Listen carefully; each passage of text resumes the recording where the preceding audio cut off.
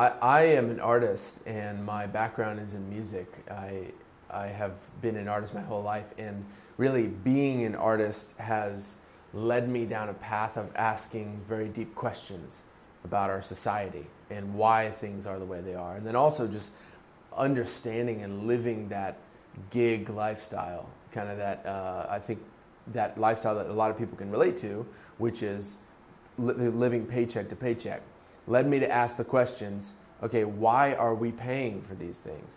Why are we paying for electricity on a planet that is full of electricity? Why are we paying for water on a planet that is the most abundant resource is water?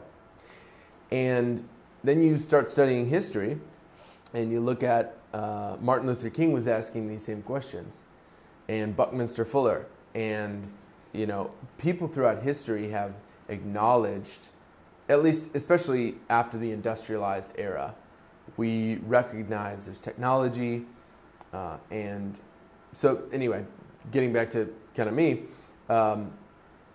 the reason why I'm doing this is because I have done my research and I've discovered what the root causes of these problems are. Because during the Gilded Age, if you will, the industrial titans commodified Earth, and they figured out a way to charge us to live on this planet in perpetuity, and we're breaking that cycle. And what it's going to take is a lot of work on our collective part. It's going to take a lot of cooperation, but what we can do at the end of this is actually eliminate bills, eliminate cost of living, not because we're taxing and redistributing, because we own the entire system as just a collective human family. And so when you eliminate those bills, when people have the basic dignity, which what I would call universal resource access, then everybody can live their purpose. And there's nobody who has to work a job to survive. All you have to do to have abundance is be a contributing member of the community, be a member of the tribe. And so I personally have been connected with a lot of the cooperative communities around the world, a lot of the new earth philosophies, if you will, new technologies, inventors, and it led me to realize that if we don't change the way we behave in cities, it's going to drastically make things much more difficult for humanity moving forward. So I'm literally doing this because I think if cities don't change, that we're going toward probabilities of cataclysm. Okay. So. Okay, this is a big answer. His mic is on, right? Yes. Okay. I can't remember if I told you to share that. Okay, so the ideas that you have are huge. They're big. They're like restructuring society, basically. Like, do you feel that you can achieve some of those things as mayor? If so, what's something that you would do on day one as mayor? Yeah, I'll touch on the first part. The first part of that question first. Actually, what I'm proposing is not that much different from what we already experience. Our plan is a step-by-step process that is a transition plan. So we can all imagine what utopia would look like, but the most difficult part is what's step one, and that's what our plan is. What is step one is beginning that process of building the sustainable systems that we can use for universal resource access. So, to the second part of your question, what is something I would do day one as mayor? I would live stream every meeting. There would be no closed doors. I would literally remove the door from the office. No more executive session, basically. No more secret meetings. I know that they do a lot of, there are certain laws that require meetings to be done in a certain way. However, they still have private meetings. And my view is that as a public servant, you should never be having a closed door conversation about public business. And so we would live stream every meeting. And then also the first thing I'm going to do when I'm mayor is I'm going to hold 100 days of town halls. So 100 town halls all across the city, 12 hours long. I've got the energy to listen. And so what we need to do first is we need to listen to people. We need to listen to the people who have not been heard, because one of the things I'm realizing throughout this campaign process is that the only time that the candidates ever go out into the community is during an election. And people have serious grievances that have never been heard. I had ideas that I brought to city council and nobody listened. So I know I'm not the only one that experiences this.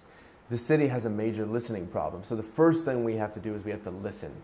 And that will do so much to improve our morale in the city, because you have a mayor who's willing to sit down and listen to somebody air out everything, express their pain, share their trauma, share their stories, and let's begin the healing process. Because we have to remember that the way our society is set up is very traumatic for lots of people. There's economic trauma, there's environmental stress, there's just the pain of being away from your children every single day when you have to work 3 or 4 jobs just to put food in their mouth, right? And so we need to begin the process of healing, and that starts with listening. And so I guess that's kind of answers your question, right? And you said streaming the meetings. Do you mean, I know a lot of times they'll meet in their offices with groups and stuff like that. Is that kind of what you're talking about? Streaming meetings with outside groups that come in, like the police association and stuff like that? Is that what you're meaning? Streaming all that stuff? Yeah, stream every meeting. Okay. You know, if Texas Gas wants to have a conversation about why they believe we need new gas lines in every building, you know, the people should be able to hear what they have to say. Okay, gotcha. Okay, so I guess, you know, there's a zillion issues that we could talk about. Right. Let's pick 2. I'll pick one and then you pick one. Okay. The Arch. The Arch is sort of a big deal for people who work and live downtown. When they put it there almost 20 years ago, there was some debate about where it should be, and now it's become sort of an issue. Even the mayor admits it's an issue, but his way of fixing it is different than other people.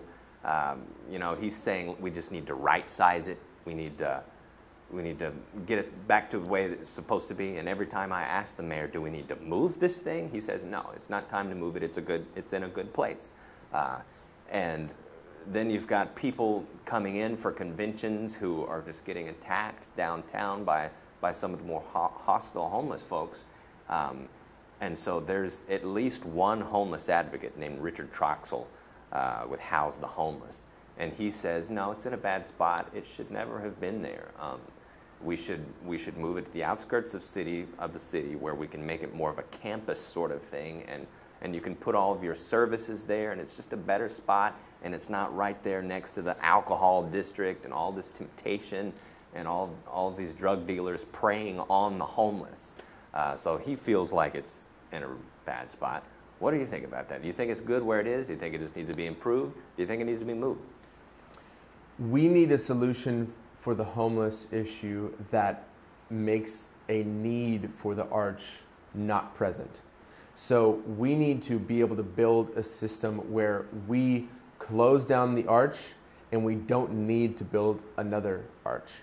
And the way to do that is very simply to build housing and to build eco-villages for our sisters and brothers who need a place to stay. We have all these resources to build 5-star hotels and all these different housing developments all over the city. We have the resources to house these people.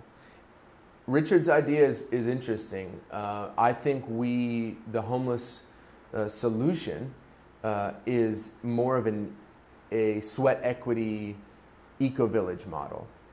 Because there are so many different types of needs, not everybody fits into one category. The homeless people I talk to say that they're scared to go to the Arch because they are constantly being attacked, and there is, unfortunately, it's become a scenario where people have to individualize their burdens to survive. Meaning, if somebody is associating with a group at the Arch, they might be seen as less employable by a construction worker trying to pick somebody up off the street.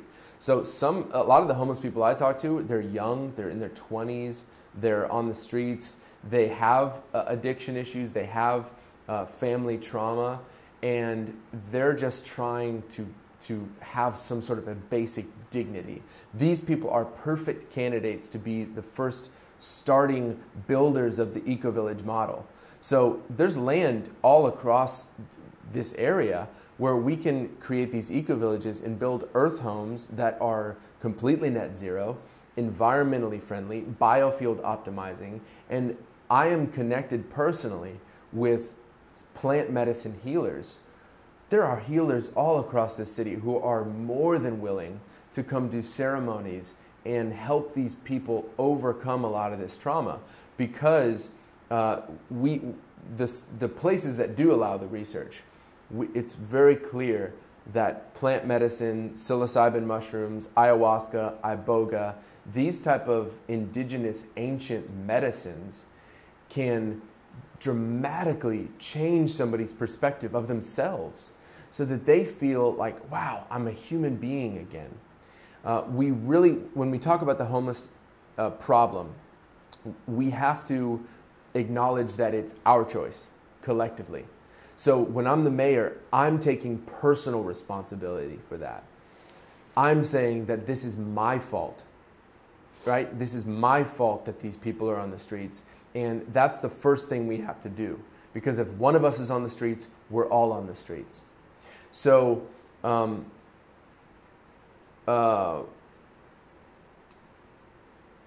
essentially, we lack compassion.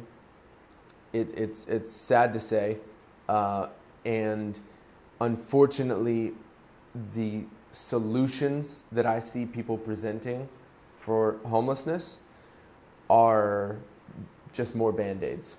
They're not addressing the root cause, which is the fact that resources have been commodified. And here's what you have. You have a money system, which is designed to be a scarce resource. There's only so much money to go around, and it's a pyramid. And then you have resources on Earth, and resources are abundant. There's more than enough resources for 20 billion people on this planet to live in absolute luxury with organic food and vital water and everything. We have an organization problem as human beings. And hopefully, as we evolve, as we are exponentially increasing in our technological capabilities, we move toward more of the Star Trek future, as people would call it. Rather than some sort of a cyborg matrix, we don't even want to go down that cataclysmic route. And when we talk about homelessness, we have to address the Emoto rice experiment. There's a Japanese scientist named Dr. Emoto who did an experiment with rice. Everyone needs to look this up, because when you ignore anything, it festers, it becomes something completely different. So what I'm saying is that because we ignore our homeless population, because they are right there in downtown, and they are walked past and ignored day after day, minute by minute, they are mutating. Their DNA is changing to something that we don't know what the result will be. And whatever spawns from that is our responsibility. It's our karma. So when people are attacked, when people are harassed, just understand that these people are expressing their pain. They're trying to say, I'm a human being. I want to be heard. And when you get to that place of desperation and you have been ignored time and time and time and time again, and the city keeps saying, oh, we're going to commit $25 million for this, and we're going to do this, and we're going to do that. All these people want is freedom and dignity, all right, and an opportunity to build a life that they can call their own. There are homeless encampments all around this city. The ingenuity is infinite, of these people. These are creative human geniuses that have been ignored by society. And all they need is an opportunity to build something that they can call home. So I'm not interested in getting these people back into the rat race. I'm not interested in getting them employment. I'm interested in giving them a life. I'm interested in giving them dignity and giving them an opportunity to build something that they can own, that they can say, this is my eco home. It's small, it's simple, but I built it. And the reason why I built it and the reason why we stay in this little eco-village community is because we're healing our sisters and our brothers. And the only requirement for living in this community is that I help in the community garden and I help build more homes for my sisters and brothers. So it's not a question of how many millions of dollars we throw at. It's not a question of where the arch is located. It's just simply a matter of, are we going to have compassion?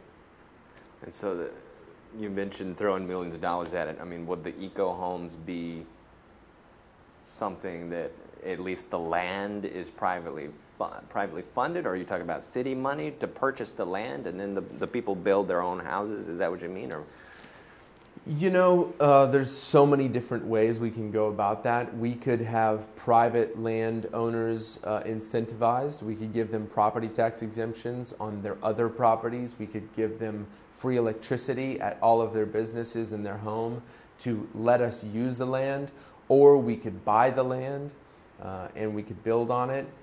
I can tell you that the resources to build these eco homes, you can use. If anybody's familiar, there's a really popular model called the Earth Ship.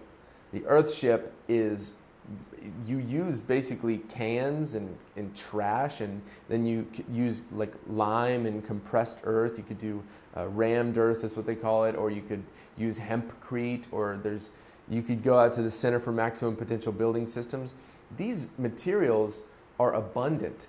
So instead of just throwing money and getting private developers involved, I'm more interested in recruiting cooperative-minded, compassionate volunteers from around Austin, from around Texas, who are willing to do something that's never been done before. If we put out the call, and I use the mayor's megaphone to say, listen, we're going to build an eco-village with no money and all human energy. Money does nothing. People do everything. So this is not a question of money. This is not a question of private-public partnerships. There's no way to monetize the homeless solution.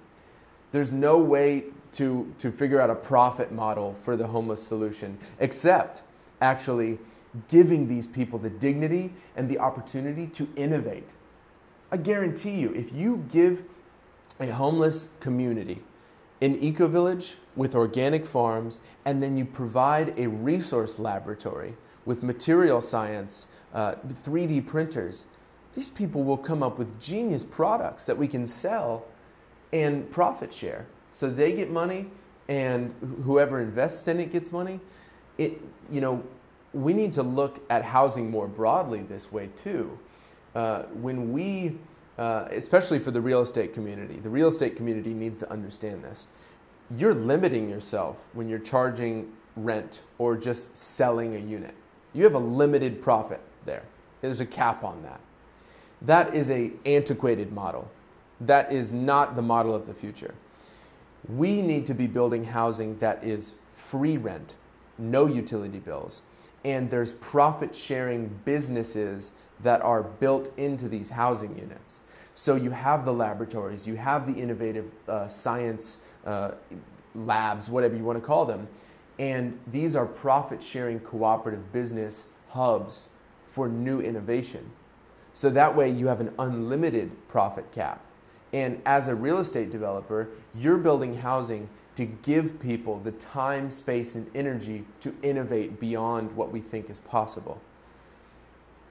When we achieve universal resource access in our city, which means that water, food, housing, energy, transportation, education, telecommunications are all free, again, not because we're taxing and redistributing, because we all own the network, you have a city of 1 million entrepreneurs and artists and scholars and inventors. So then the city of Austin is just one big cooperative business that we all own. And we can make hundreds of billions of dollars when we start talking about what can we build with hemp.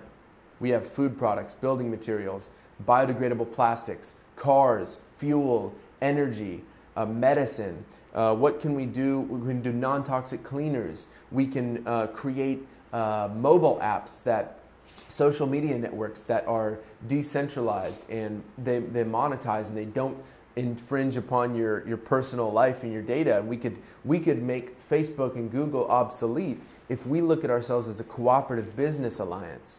So then we're generating hundreds of billions of dollars of revenue for the city that we all own, and it shifts from being the city budget to the people's fund, right? And it's decentralized. So in its full sovereignty consensus. So the people get to decide where the money is spent. The people get to decide everything. And $4 billion is our budget right now. We could have a budget of $100 billion when we have a profit-sharing business alliance that is cooperative rather than competing. The whole principle is that if you have 10 physicists working for 10 different companies, all trying to compete to work on the same problem, each of those companies has the individualized burden. A lot of them aren't going to make it. But if you have those 10 physicists in the same room and they're profit sharing, you have a hive mind. You're going to come up with a better solution, and there's more potential for success. Okay. I'm good unless you want to pick an issue. Is there an issue that's passionate about you that they've been talking about at council, Code Next, the soccer stadium, paid sick leave, fair chance hiring, anything like that you want to talk about? Or? Well, the major problem that the city council did not give the people the opportunity for with the soccer stadium is they never gave us a chance to submit a people's proposal. They didn't even give us the chance. You look at the articles, 10 months after they proposed moving here, we have a deal? My goodness, that happens so quickly. And how long is it going to take to rewrite our land development code and actually get environmental protections so we're not building and exacerbating our environmental pollution? The people of Austin need to know that our city council is hypocritical and they make false claims. They use rhetoric that emulates their values to make people believe that we're a progressive city. We're a city of Reaganomics. We're trickle-down, crap on the little person city. This is not a progressive city. We may think we are, and we can use that energy to our advantage to say, hey, we do aspire to be this way, but let's not fool ourselves and say that we're environmentally savvy, because protecting the environment and climate change is not just about buying a power purchase agreement from a solar farm. It's about the single-use plastic problem that we have, the pollution issues. We're pumping toxins into the water like you've never seen. Every building that is built is making our environmental problems worse. So what we need to first do, the first thing we need to do is we need to be honest with ourselves. I am honest. I mean, this is the thing, is that the people of Austin can always expect me to be honest, even if it hurts, even if it offends our ego, even if it offends my ego, because how else are we going to move forward if we're not honest? Right. We have to be brutally honest with ourselves, so honest that it hurts, because that's the only way we're going to make progress.